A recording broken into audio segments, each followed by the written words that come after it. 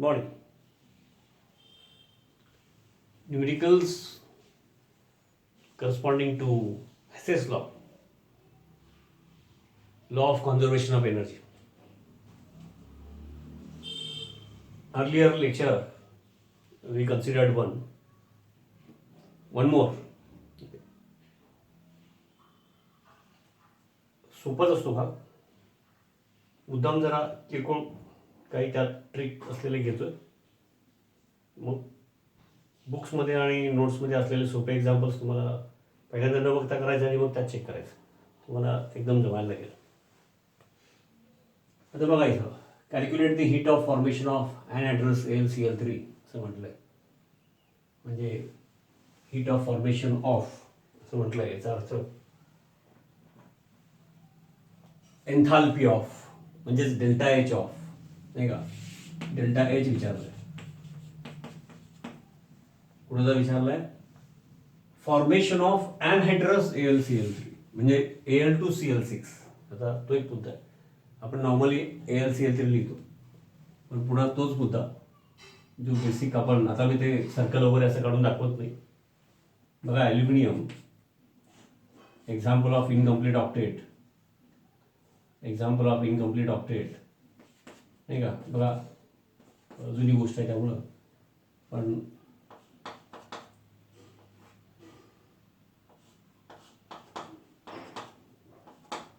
expanded octet and incomplete octet, nature of chemical bonding, AlCl3, BCl3,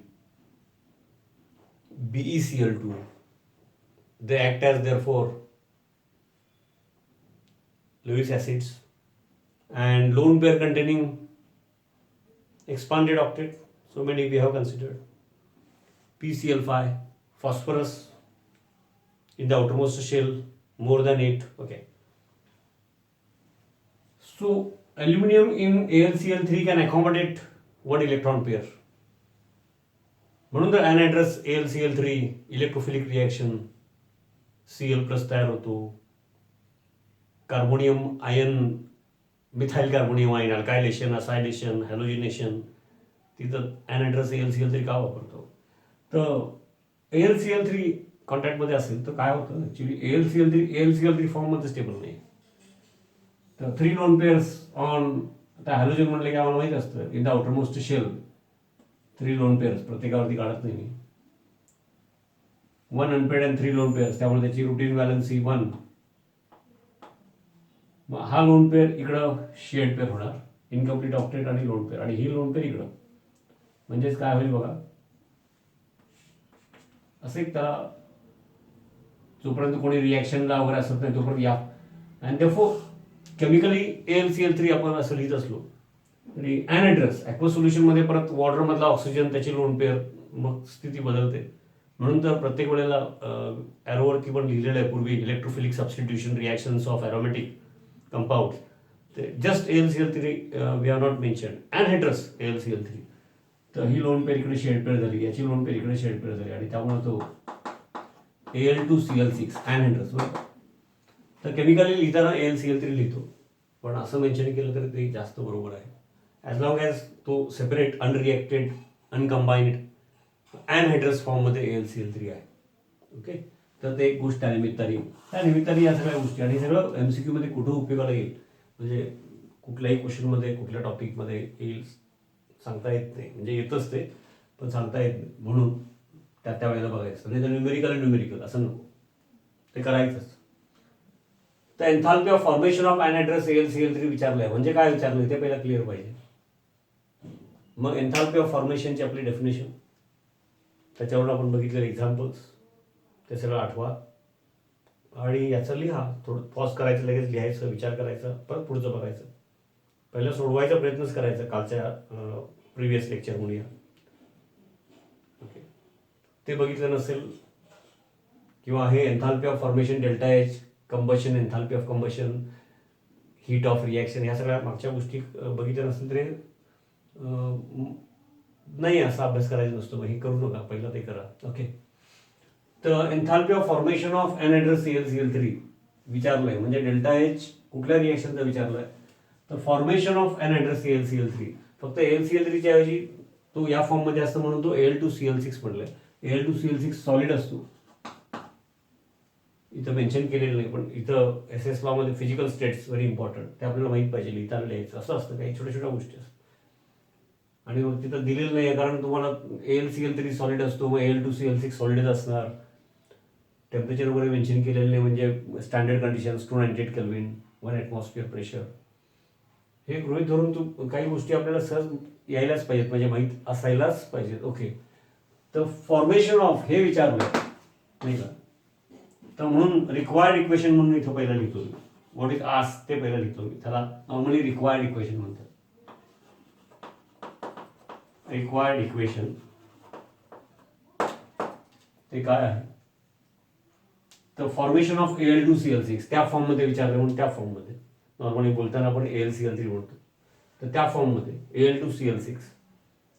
तर कुणाची फॉर्मेशनची reaction लिहायची, म्हणजे 1 mole of that compound is formed from its basic elements in their standard states. Standard कंडिशनमध्ये त्याचे standard states, stable standard states काय असतील ते.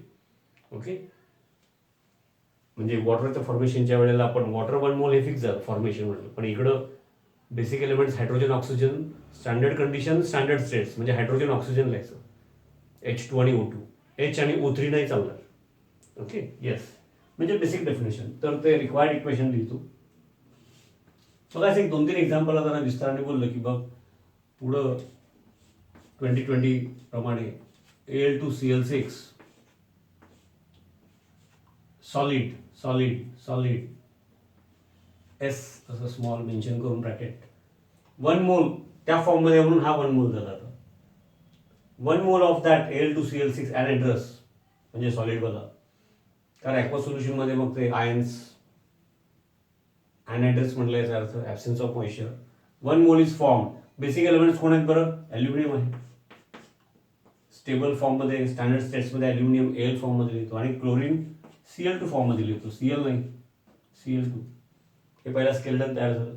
आता 1 मोल म्हणलं की इकडे 2 ॲटम्स, म्हणजे ॲक्च्युली ते 1 मोल म्हणजे n नंबर ऑफ मॉलिक्युल्स, मग 1 मॉलिक्युल प्रमाणे बॅलन्स करूया. n ने मल्टिप्लाय केले की 1 मोल. 2 ॲटम्स ऑफ ॲल्युमिनियम म्हणजे इथं 2. 1 मॉलिक्युलमध्ये 6 ॲटम्स ऑफ क्लोरीन, याचा अर्थ इथं 3 मॉलिक्युल्स. हा सॉलिड असतो आम्हाला माहिती आहे, हा गॅस असतो आम्हाला माहिती आहे स्टँडर्ड कंडिशन्सला. याचा अर्थ हे 1 mole of Al2Cl6 is formed from its basic elements in the standard states.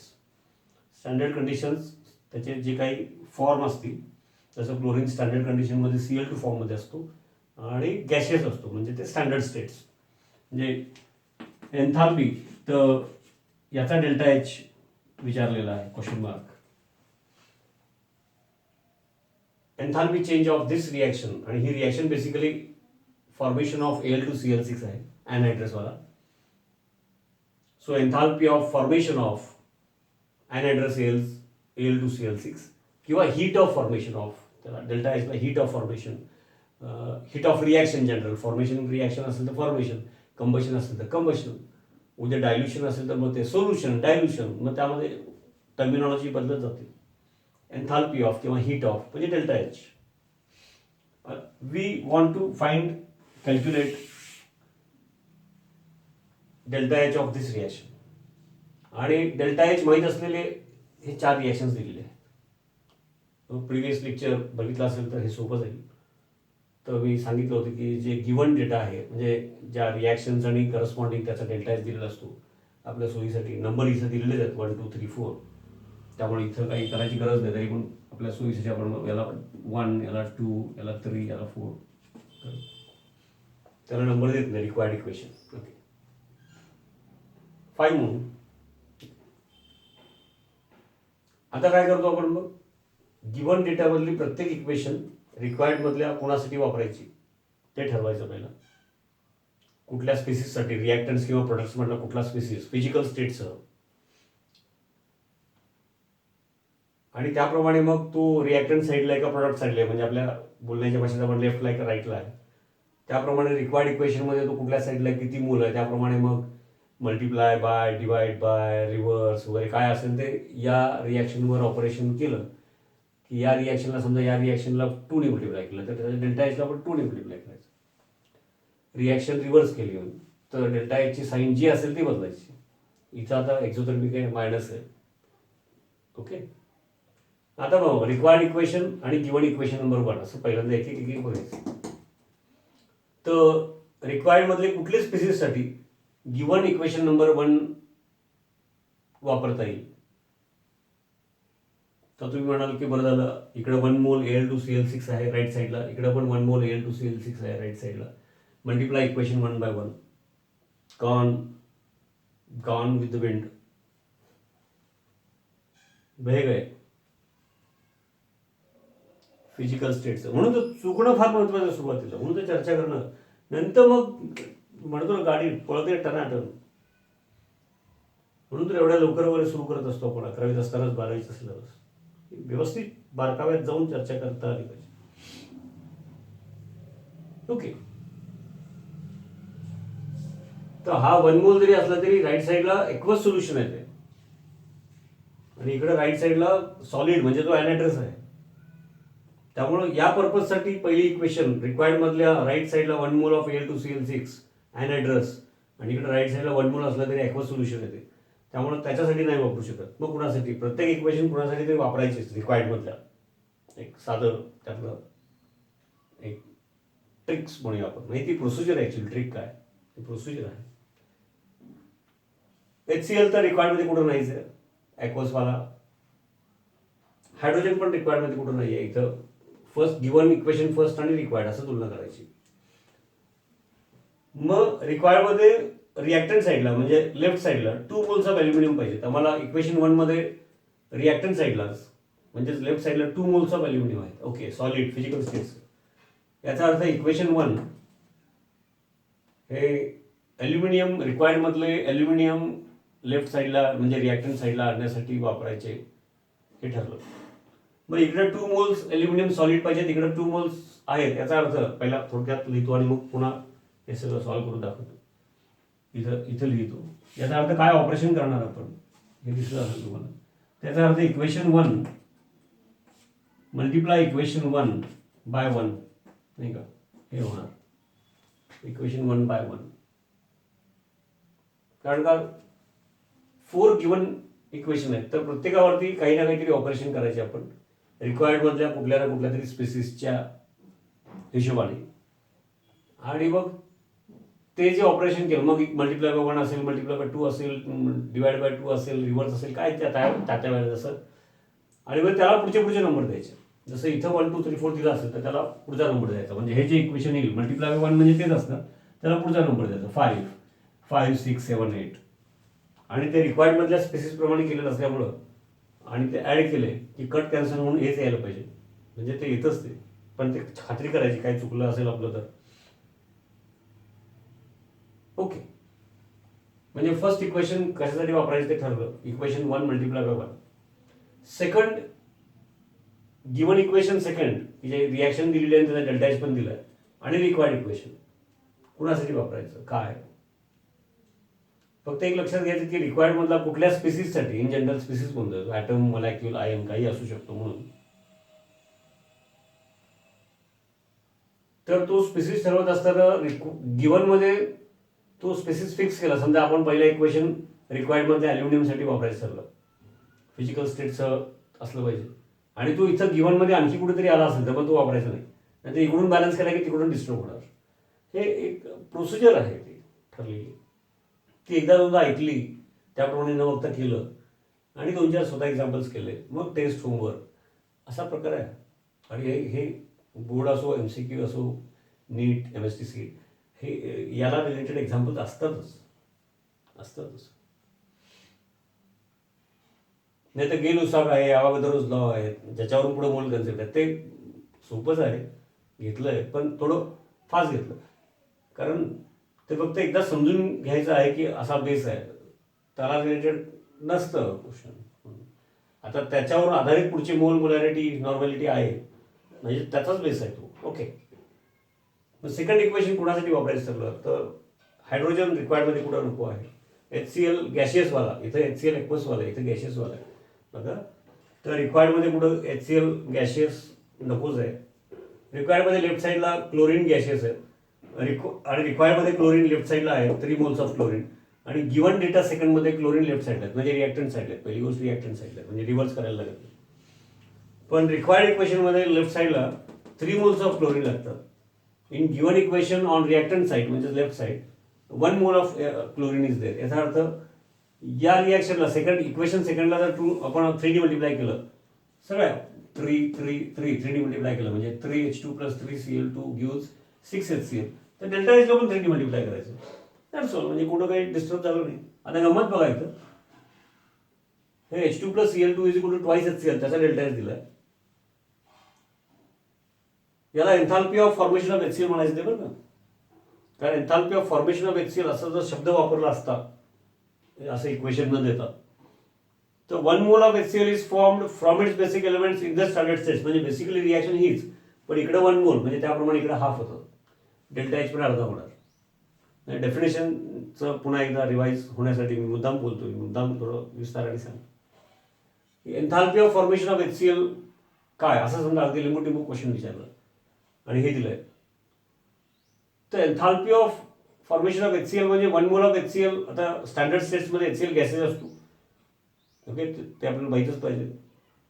तर इथे 2 मोल्स आहेत. मग 1 मोलसाठी सगळ्या रिॲक्शनला 2 ने डिवाइड करा, डेल्टा एचला पण 2 ने डिवाइड करा, म्हणजे -22 kilo calories. Enthalpy of formation of HCl -22 kilo calories. मध्येच मुद्दा एक काढला बरं, लक्षात आलं का बरं. काय असं बघ, हेच एक्झाम्पल आलं MCQ म्हणून, काही चेंजेस होऊन त्याच्यामध्ये असं रिॲक्शन न देता वर्ड्समध्ये आलं enthalpy of formation of HCl is. आणि तुम्ही इथं ते आपण 3D मल्टिप्लाय केलं, तुम्हाला आठवलं, तुम्ही डायरेक्ट तसं करता. अरे बाबा, enthalpy of formation of HCl दिलं तिथं, ज्या अर्थी enthalpy of formation of HCl दिले त्या अर्थी 1 mole of HCl from its basic elements, म्हणजे basic reaction chemistry is physical states वगैरे, पण ती 1 मोल ऑफ HCl साठी दिलेली आहे. म्हणजेच याला 2 ने मल्टिप्लाय केल्यानंतर, 2 ने डिवाइड केल्यानंतर जे येईल ते दिलं, म्हणजे डेल्टा एच पण 2 ने डिवाइड म्हणजे -22. म्हणजे enthalpy of formation of HCl half H2 + half Cl2 gives HCl 1 मोल -22 किलो कॅलरीज असं होणार. तसं दिलं असेल तर इथं वापरताना मल्टिप्लाय फॅक्टर तो बदलणार इथं वापरताना, ठीक आहे. त्यानिमित्ताने असं तो अभ्यास करायचा असतो. तिथे प्लेनली फक्त हा क्वेश्चन याच्या ह्या स्टेप्स असं सोडवा बरं का, म्हणून तर MCQ स्टाईलची एक्झाम आली. ओके, तर गिवन इक्वेशन सेकंड, रिक्वायर्ड इक्वेशनमध्ये क्लोरीनसाठी वापरायचं हे ठरलं. Required equation on reactant side म्हणजे left side 3 moles of chlorine are required. इकडे रिॲक्टंट साईडला पण 1 मोल ऑफ क्लोरीन आहे, म्हणजे multiply equation 2/3. Exam given equation 2 equation आहे ते गिवन इक्वेशन 2 याला 3D मल्टिप्लाय करायचं. ते पुढचं 6 नंबर येणार. आता थर्ड इक्वेशन, HCl गॅशियस, ॲक्वस म्हणले म्हणजे लार्ज अमाऊंट ऑफ वॉटर, म्हणजे पाणी नाही, डायल्यूट करायचं एकदम, large amount of water aqueous म्हणतात. तिथं बॅलन्सिंगला काही अर्थ नसतो. फक्त ॲक्वसला large amount of water, large म्हणजे तिथं जर 2 लिटर म्हणजे लार्ज असेल तर त्याच्याऐवजी 2.5 लिटरने मग काही फरक पडत नाही एन्थाल्पीमध्ये. लार्ज अमाऊंट ऑफ वॉटर, जेवढे गॅसेस आहेत ते सगळे, when HCl gas is added to water it gives H+ and Cl- ions, H+ and Cl- ions, आणि त्यांचं सॉल्व्हेशन होतं. आणि मग सॉल्व्हेशन झाल्यानंतर मग तिथं 2 लिटरनी जर कम्प्लीट सॉल्व्हेशन होणार असेल, सगळ्यांचं हेट्रोलिसिस होणार असेल, तर त्याच्याऐवजी थोडं जास्त टाकलं तर डेल्टा एचला काही फरक पडत नाही. म्हणून लार्ज अमाऊंट ऑफ वॉटर, ॲक्वस किंवा डायल्यूट. येस. आता गॅशियसवाला HCl आणि राईट साईडला आहे तो ॲक्वस HCl. आमच्या रिक्वायर्ड इक्वेशनमध्ये HClच लागत नाही कुठल्याही फॉर्ममधला. मग तो का दिला आहे, तर ठीक आहे, असू दे. तो का दिलाय कळत नाही. नॉर्मली प्रत्येक इक्वेशन रिक्वायर्डमधल्या कोणासाठी तरी दिलेला असतो असा आम्हाला समज आहे. तर हे थोडंसं बाजूला ठेवा आहे, तर कारण आहे त्याचं सांगणार, बाजूला ठेव. हे 2 समजले. इकडे या, हे इक्वेशन गिवन इक्वेशन 4 आणि रिक्वायर्ड इक्वेशन कोणासाठी वापरायचं, तर इकडं 1 मोल आहे Al2Cl6 आणि इकडं पण 1. अरे बाबा, पण इकडं 1 मोल Al2Cl6 ॲक्वसवाले आहेत, आम्हाला Al2Cl6 सॉलिडवाले पाहिजेत. मग Al2Cl6 सॉलिडवाले आहेत नाही तर लेफ्ट साईडला आहेत, म्हणजे रिॲक्टंट साईडला आहेत, आणि आम्हाला प्रोडक्ट साईडला Al2Cl6 सॉलिड म्हणजे अनहायड्रस पाहिजे. रिव्हर्स इक्वेशन 4 रिव्हर्स म्हणजे रिॲक्टंट्स आणि प्रोडक्ट्स एक्सचेंज केले की त्याचा डेल्टा एचची साईन बदलायची जे असेल, म्हणजे 3 वापरले.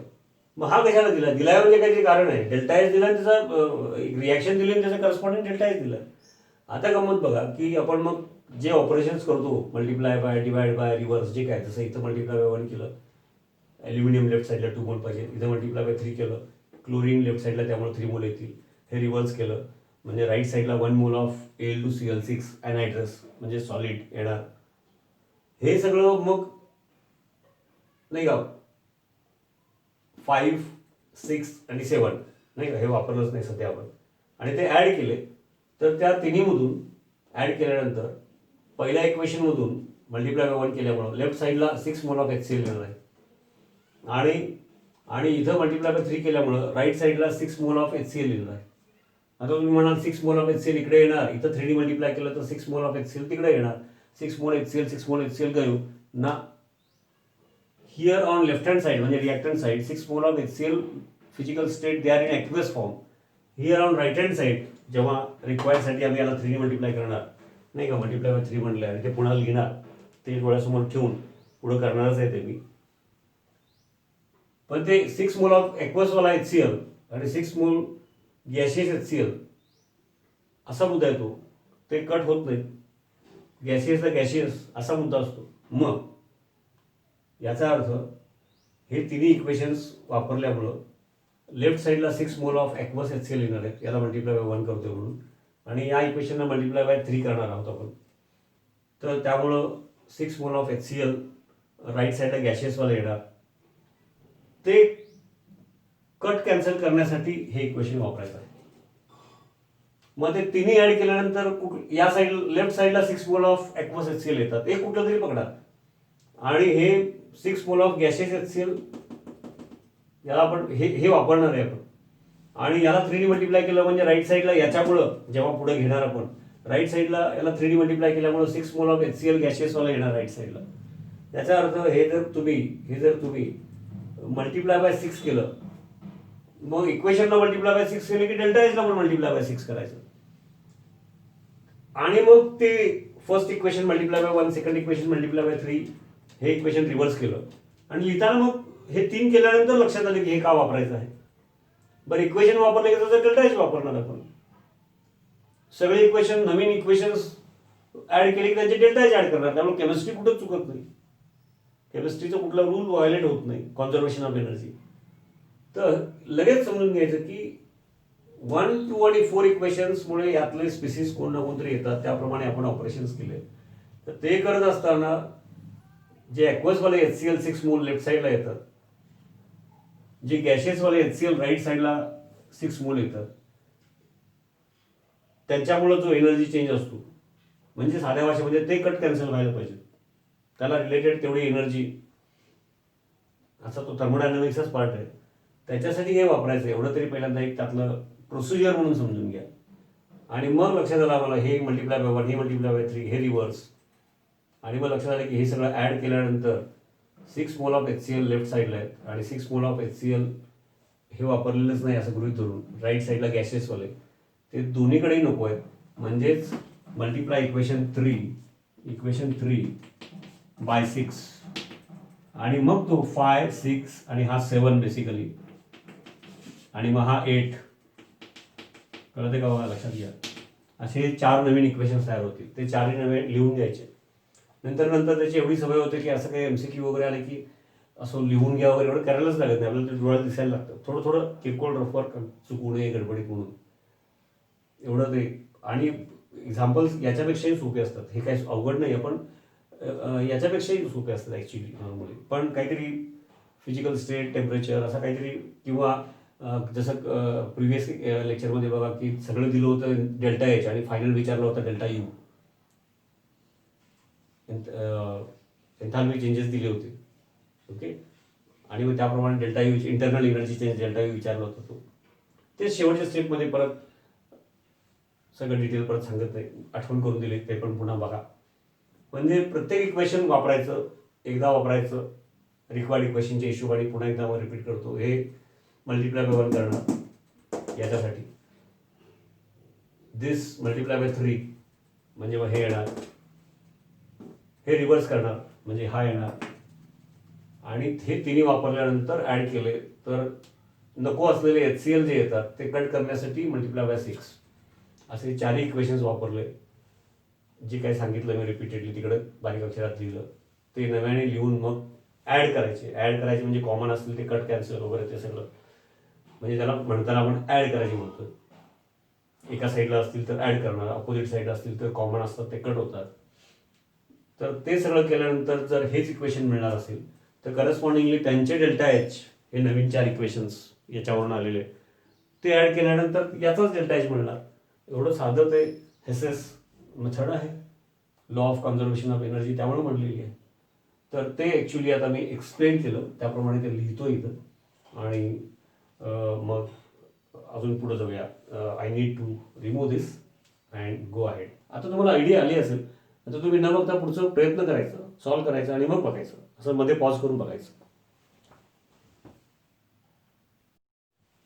येस. आणि मग आपण जे रिक्वायर्ड गिवन इक्वेशन्स 4 होते, मग रिक्वायर्ड इक्वेशन पहिला लिहून घेतलं, अजून तसंच ठेवलं मी. मग गिवन इक्वेशन मधले प्रत्येक इक्वेशन रिक्वायर्ड मधल्या कोणासाठी वापरायचं त्या हिशोबाने इक्वेशन 1 मल्टिप्लाय बाय 1 म्हणजे ते तसंच राहील, मल्टिप्लाय बाय 1 म्हणजे मल्टिप्लाय बाय 1 तसंच राहील. इक्वेशन 2 मल्टिप्लाय बाय 3 का केलं ते कारण आधी बोललं, रिपीट करत नाही. मल्टिप्लाय बाय 3 केलं, त्याच्या डेल्टा एचला पण मल्टिप्लाय बाय 3 केलं.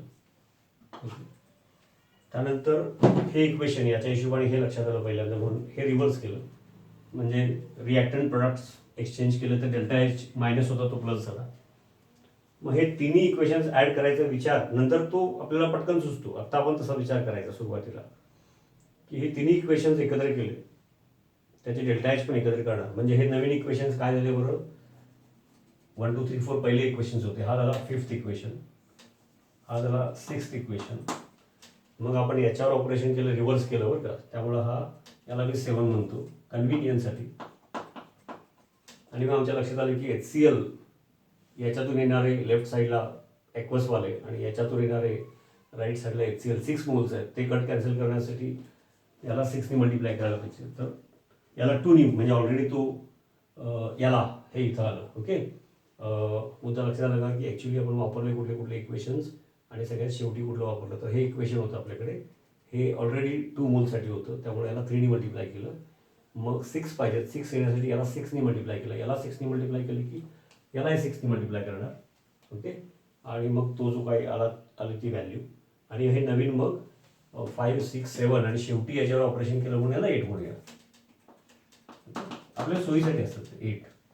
आणि मग हे सगळे नवीन 1 2 3 4 वरून आलेले याच्या दृष्टिकोनातून केलेले चेंजेस 5 6 7 8 ते ॲड करायचे, म्हणजे रिॲक्टंट सगळे एकत्र, प्रोडक्ट सगळे एकत्र. आणि मग जे या रिॲक्टंट किंवा प्रोडक्ट साईडला असतील फिजिकल स्टेट्ससह ते ॲड करायचे. दोन्ही साईडला असतील जेवढे कॅन्सल होतात, इकडं 4 मोल असतील तिकडे 3 मोल असतील तर 3 मोल कट होतील फिजिकल स्टेट्ससह सेम असलेले, त्या हिशोबाने ते सगळं करून दाखवत नाही तर त्या हिशोबाने. आणि मग हे रिक्वायर्ड इक्वेशन लिहिलंयच, त्यामुळं ते आता आपल्याला माहिती आहे, ते मी इथून बाजूला काढतो. हे चारही न्यू 4 इक्वेशन्स 5 6 7 8 ॲड केल्यानंतर मग हे चारही ॲड केले की त्याचे डेल्टा एच पण ॲड करणार म्हणजे साईनसह जे काय ॲडिशन सबट्रॅक्शन जे काय असेल ते निगेटिव्हवाले सगळे ॲड करून निगेटिव्ह साईन द्यायची, नंतर पॉझिटिव्ह आणि निगेटिव्ह याचं सबट्रॅक्शन करायचं, मोठ्याची साईन द्यायची, ते सगळं साधं 5वी 6वी. ओके, आता मग आपल्या लक्षात आलं 6 HCl लेफ्ट साईडला ॲक्वसवाले आणि इकडं 6 HCl ॲक्वस. मग मुलं विद्यार्थी काय करतात ते पेननी वगैरे असेल करा, तसं करू नका, लक्षात येतं आपल्या.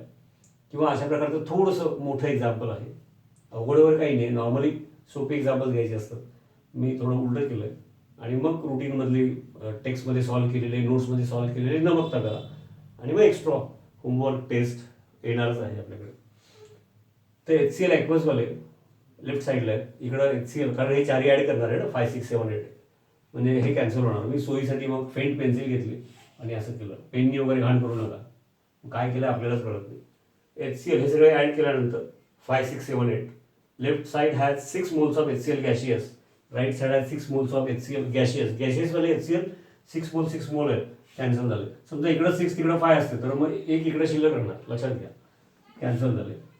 पुढं काय बरं, फर्स्ट इक्वेशनमध्ये राईट साईडला ॲक्वस 1 मोल ऑफ Al2Cl6, इकडं रिव्हर्स करून घेतल्यामुळं लेफ्ट साईडला 1 मोल ॲक्वसवाले Al2Cl6, so aqueous Al2Cl6 get cancel, aqueous cancel.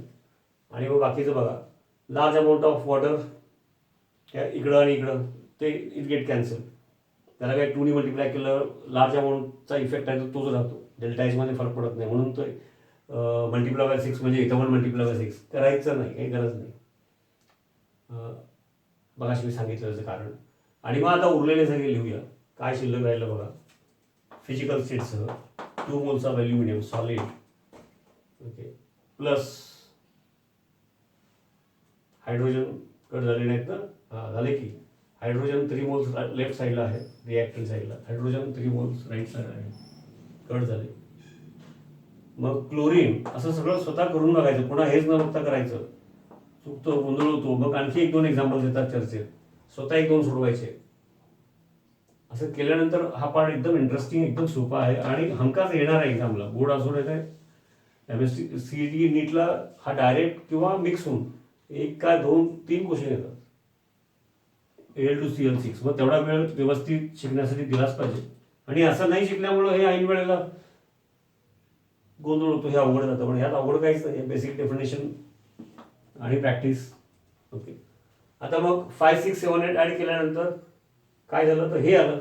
आणि हे तर आपलं रिक्वायर्ड इक्वेशन होतं आधी सुरुवातीला लिहिलेलं, बघा मागं जाऊ. आणि 1 mole of Al2Cl6 solid is form from its basic elements in their standard states. म्हणजे फॉर्मेशन ऑफ Al2Cl6 आहे, Al2Cl6.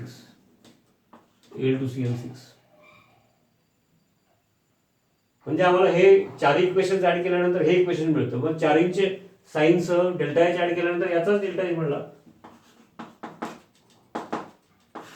तो आता तुम्ही कॅल्क्युलेट करा. आता हे निगेटिव्ह आहेत म्हणजे हे ॲडिशन करा पहिल्यांदा, मॅग्निट्यूड त्याचं मायनस साईन, आणि हा प्लस त्यांचं सबट्रॅक्शन करा, आणि साईनसह काही ते येईल आन्सर.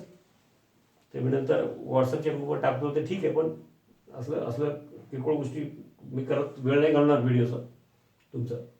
कर, दॅट्स ऑल. किती इंटरेस्टिंग एक्झाम्पल आहे. आता याच्यापेक्षा सोपे एक्झाम्पल्स तुम्हाला होमवर्कला दिले आणि ते थोडं सॉल्व्ह करून नंतर दुसऱ्या दिवशी त्याच्यावर ग्रुपवर टाकलं तर व्हिडिओमध्ये कशाला तुमचा वेळ घ्यायचा. चांगले मुद्दे आणखी घेऊ ना भरपूर, असं माझं मत आहे. ओके, काय हरकत नाही. So this is how we have to solve. Thank you. Enthalpy of formation of an address Al2Cl6.